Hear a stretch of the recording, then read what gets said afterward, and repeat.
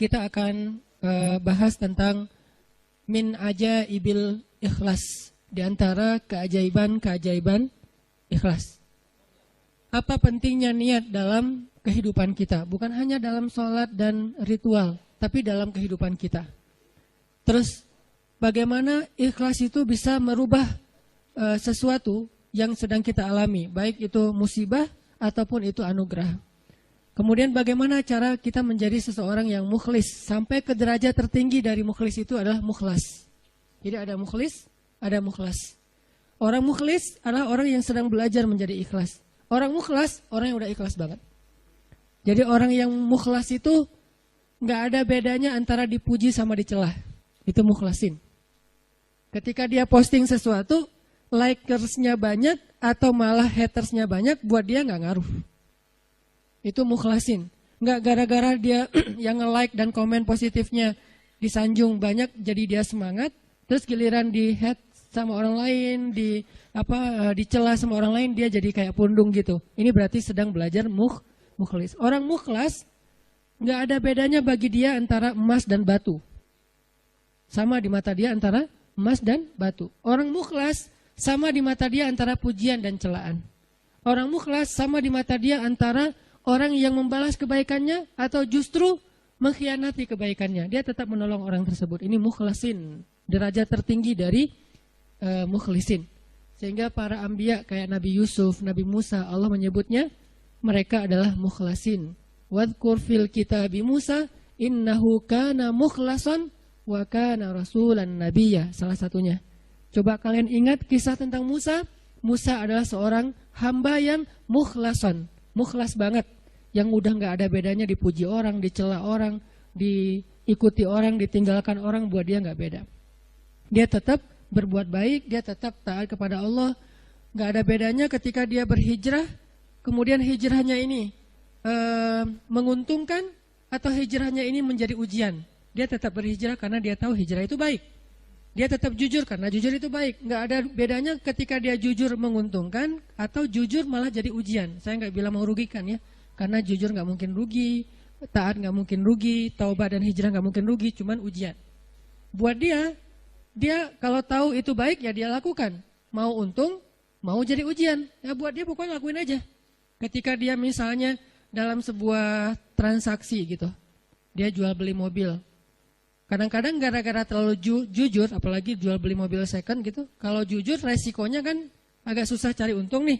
Dia bilang ini tangan pertama, karena emang belum berubah nama, tapi udah tangan ketiga padahal. Dia bilang ini belum pernah kecelakaan, mobilnya sehat banget. Kalau yang masih modelnya analog malah bisa diulik supaya kilometernya dikurangin. Gak tahu kalau yang digital. Artinya dia nggak jujur demi dapat untung besar.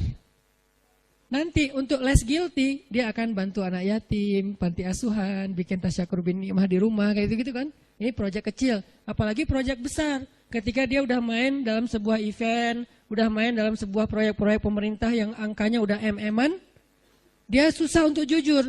Lalu setelah dia nggak jujur, dapat untung supaya sedikit.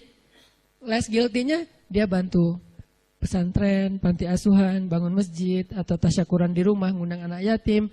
Nah, sekarang kita coba kembalikan lagi, bukan itu yang disebut orang soleh.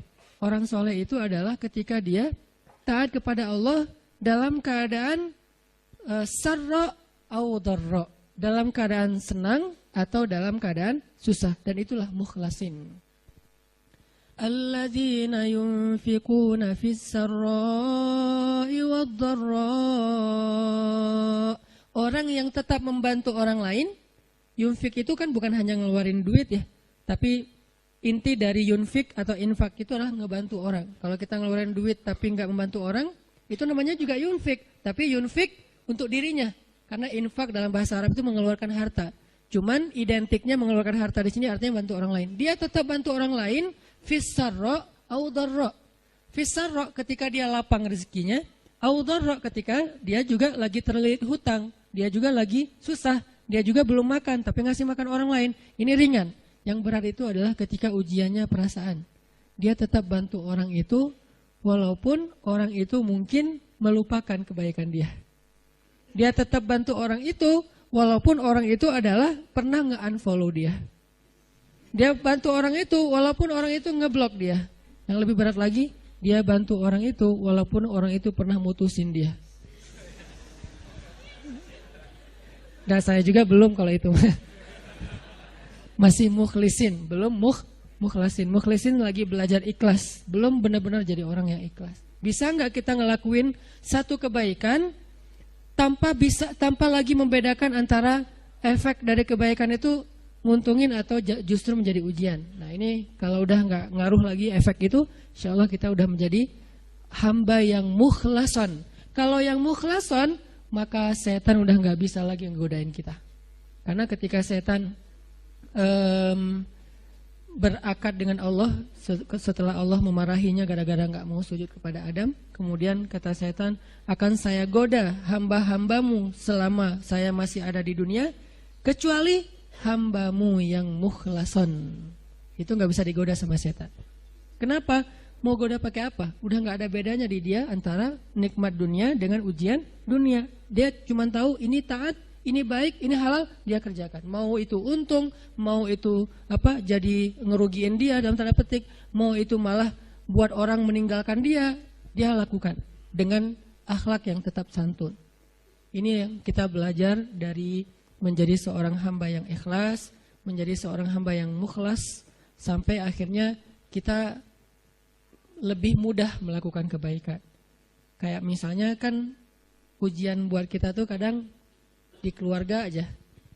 Ada anak yang bilang, Ustadz, memang masih pantas saya berbakti sama ayah yang dulu pernah ninggalin saya, nggak nafkahin saya, zalim sama saya, pernah nyakitin fisik saya, dan segala macam. Kan ada pertanyaan gitu kan, kita sebagai anak.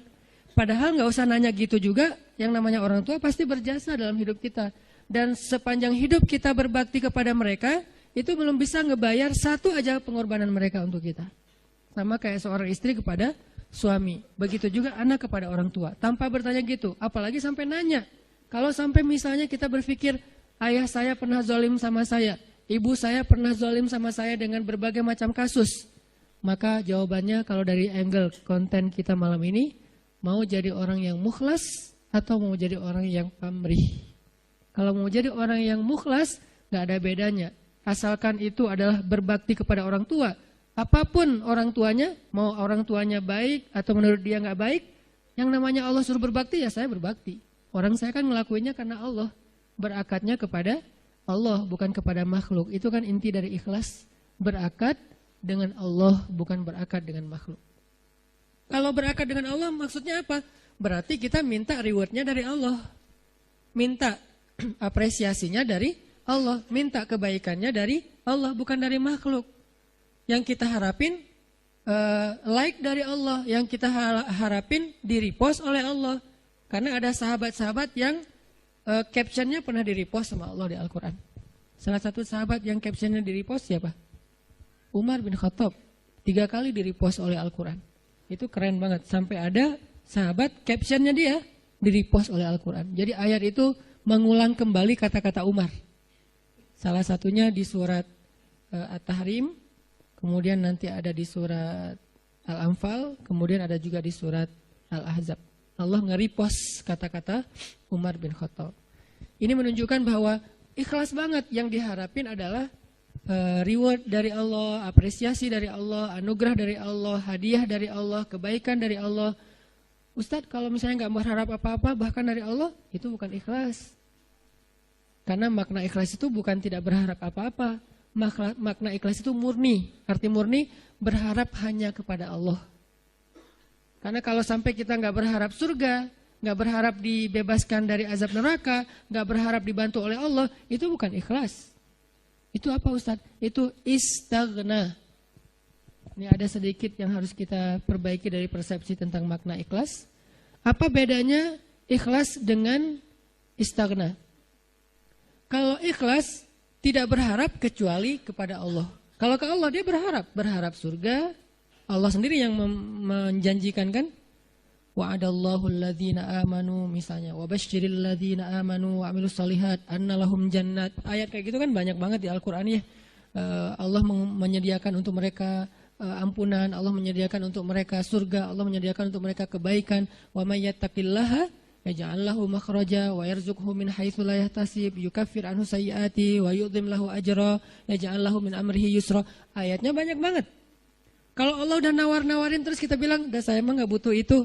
Itu namanya istaghna. Istaghna arti bahasanya merasa enggak butuh. Terjemahan lebih umumnya lagi, sombong. Jadi kalau kita enggak berharap apa-apa ke Allah, justru Allah tuh enggak suka. Bukan Allah salut. Hebat ya hamba ini ya, ngelakuin kebaikan gak berharap apa-apa. Enggak, itu Allah gak suka. Kalau kita ke teman, kita suka. Karena ketika dia berharap sesuatu ke kita jadi beban. Kalau Allah itu gak jadi beban, jangan samakan Allah dengan makhluk. Ketika kita berharap terus Allah jadi beban. Ntar dulu saya mau cuti, kenapa? Bebannya banyak banget, semua orang berdoa ke saya. Kan gak gitu Allah. Masa ketika kita berdoa Allah jadi beban? Bukankah Allah berfirman, Kullu yaumin huwa fi sya'an. Setiap hari Allah sibuk, walaupun sibuk, wala ya'uduhu hifzuhuma. Allah enggak pernah kerepotan. Wala ya'uduhu hifzuhuma. Allah enggak pernah kerepotan untuk memelihara, menjaga dan memberikan hak huma, langit dan bumi dan apa yang ada di dalamnya. Jadi ikhlas itu bukan enggak berharap apa-apa, teman-teman. Ikhlas itu tidak berharap kecuali kepada Allah saja. Ke Allah berharap surga. Ya Allah beri saya surga. Sampai Nabi bilang, kalau kalian minta surga, mintalah surga Firdaus yang paling tinggi. Jadi puncaknya Firdaus. Apakah Nabi kurang ikhlas? Bukankah ikhlas kita belajarnya dari Nabi? Adakah yang lebih baik ikhlasnya daripada Nabi? Tidak ada. Bahkan para anbiya pun belajarnya kepada Rasulullah seandainya mereka sezaman. Bukti mereka Nabi lebih baik dari mereka apa? Semua Nabi itu nggak mention Nabi Muhammad. Semua Nabi, dari mulai Nabi Adam, Nuh, apalagi Rasul ya. Nuh, Musa, Ibrahim. Semua Nabi dan Rasul pernah mention tentang @Muhammad_Abdullah. Semua pernah mention di postingan mereka. Bahkan banyak kayak Musa sering. Nabi Ibrahim bahkan dalam doa-doa beliau nggak mention Nabi kan. Sehingga Nabi Muhammad itu udah dikenal dari sejak zaman Nabi Adam. Kapan ya Muhammad datang? Lewat satu zaman, belum muncul. Lewat zaman kedua, kapan ya Muhammad yang dimention itu datang? Jadi setiap umat yang soleh, pasti nungguin Rasulullah loh. Umat Nabi Adam nungguin Nabi Muhammad, umat Nabi Nuh nungguin Nabi Muhammad. Tapi mereka tahu bahwa Nabi ini akan muncul, cuman gak tahu kapannya. Ternyata beruntungnya kita, beliau muncul dan kita menjadi umatnya. Yang pengen jadi umat Nabi Muhammad itu bukan cuma kita, teman-teman.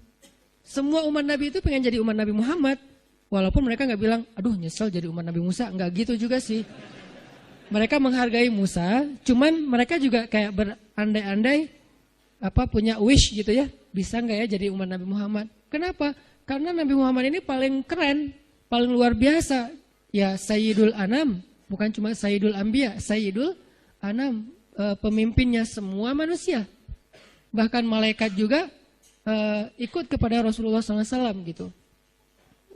Para anbiya sholat di Masjid Al-Aqsa diimamin oleh Rasulullah SAW. Jadi nggak ada orang yang lebih baik dalam masalah agama daripada Rasul.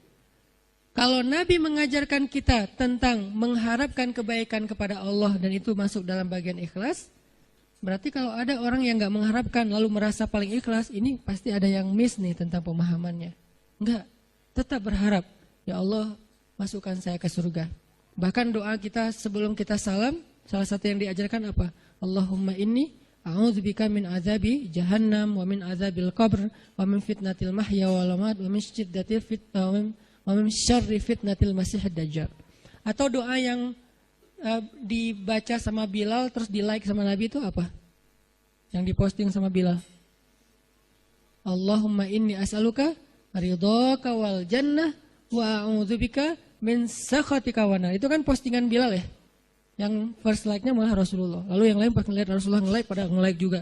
Akhirnya malah di save gitu postingan Bilal dan dihafal. Kemudian di-repost sampai zaman kita sekarang.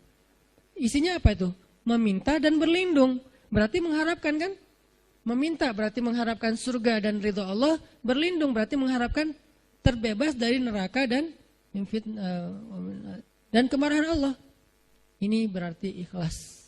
Jadi kalau kamu kenapa puasa? Biar ujian nasionalnya lancar. Oh nggak ikhlas tuh. Ikhlas kalau berharapnya ke Allah.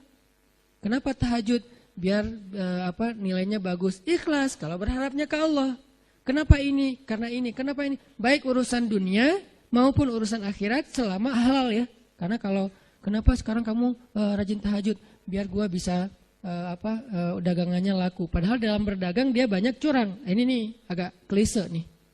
Klise sekali ya. Mirip-mirip dengan orang Khawarij di zaman sahabat. Sampai Nabi bilang gini. Ini klisenya Khawarij ya. Kalau di zaman kita menurut sebagian besar ulama dan saya sepakat dengan itu seperti ISIS. Klisenya Khawarij itu apa? Kata Nabi, kalau kalian membandingkan ibadah kalian dengan ibadah mereka, maka kalian akan meremehkan ibadah kalian. Saking ibadah orang Khawarij itu luar biasa. Itu soleh banget dari sisi ibadah ya. Taat banget, rajin ibadah banget. Sampai di zaman sahabat ada orang Khawarij lagi selesai perang, mereka istirahat di bawah sebuah pohon korma. Duduk di atas kepala para sahabat. Jadi ada sahabat yang dipenggal kepalanya, mereka duduk di atas kepala sahabat yang habis dipenggal, istirahat, tiba-tiba jatuh buah kurma. Pas buah kurma jatuh, temannya ngambil. Kata temannya yang lagi duduk di atas kepala sahabat bilang, jangan makan, itu kan bukan hak kita, karena kita belum minta izin kepada pemilik. Giliran satu butir kurma, mereka mikirin halal haram, tapi di bawah mereka lagi didudukin kepalanya para sahabat yang dijamin masuk surga. Klise kan?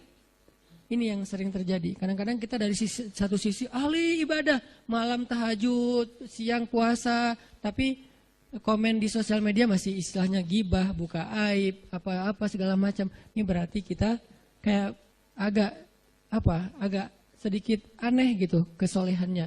Nah, termasuk orang yang pengen jadi orang baik tapi nggak mengharapkan apa-apa. Sampai ada syair, dan saya agak kurang setuju dengan syair ini, mengatakan, ya Allah, kalau saya berbuat baik karena pengen surga, tutuplah pintu surga itu dari saya. Gitu kan ya?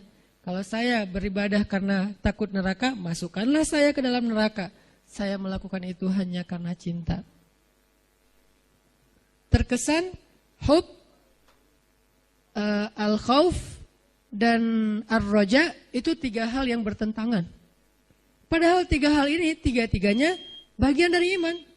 Hub, cinta, bagian dari iman. Kita harus mencintai Allah lebih dari segalanya. Khauf, takut kepada Allah, bagian dari iman. Sampai Nabi mengatakan, Ra'sul hikmah makhafatullah. Puncaknya orang yang berilmu itu takut sama Allah. Jadi orang yang paling takut pada Allah, yang paling banyak berilmu. Innama yakhshallaha min ibadihi al-ulama. Orang yang paling takut kepada Allah di antara hambanya adalah orang yang berilmu. Begitu juga dengan ar-raja. Siapa yang mengharapkan kebaikan di sisi Allah, maka dia mendapatkan apa yang dia harapkan, termasuk niat. Maka yang paling tepat di antara makna ikhlas, ikhlas itu tidak berharap kecuali hanya kepada Allah. Kalau berharap kepada Allah, itu semuanya ikhlas. Kalau nggak berharap apa-apa dari Allah, namanya istaghna. Dan ayat tentang istaghna, kalla innal insana la yatgha ar-ra'ahu istaghna. Manusia itu akan banyak berbuat dosa ketika dia merasa dirinya serba cukup, nggak butuh lagi kepada Allah SWT. Insyaallah.